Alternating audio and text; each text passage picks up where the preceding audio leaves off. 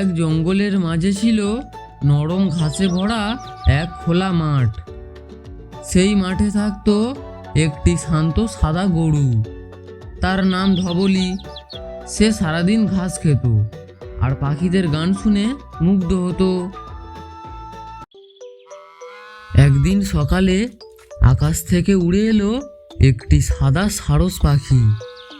তার নাম ছিল শুভ্রা। লম্বা পা আর চিকন ঠোঁট নিয়ে সে ধীরে ধীরে জঙ্গলের সব কিছু পর্যবেক্ষণ করছিল।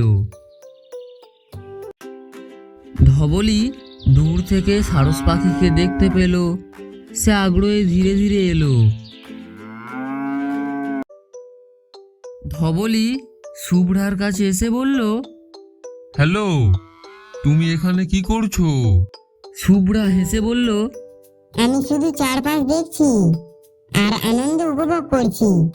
আর তুমি কে? আমি ধবলি। আমি ঘাস খেতে খেতে এখানে চলে আসলাম। চলো একসাথে থাকি। আমরা একে অপরকে জঙ্গলের সব খবর দেখাবো। সেই মুহূর্তে শুরু হলো ধবলি আর শুভ্রার বন্ধুত্ব। ধবলি মাঠে দাঁড়িয়ে শুভ্রাকে ঘিরে রাখতো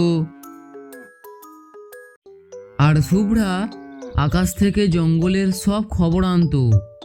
কোথায় নতুন ফুল ফুটেছে, কোথায় ফল পেকেছে, কোথায় ঝর্ণার জল আরো গভীর হয়েছে। হঠাৎ মাঠে ছোট ছোট ব্যাঙেরা দৌড়ঝাঁপ শুরু করলো। তারা খেলতে শুরু করলো, লাফাতে লাগলো।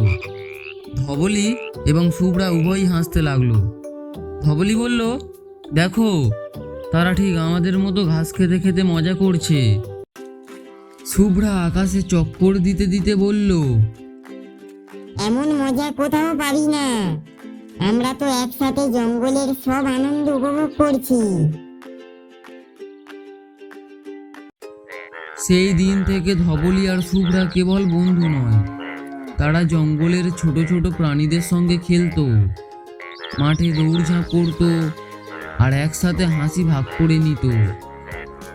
জঙ্গলের সবাই বলতো, বন্ধুত্ব মানে শুধু পাশে থাকা নয়, একসাথে আনন্দ উপভোগ করা।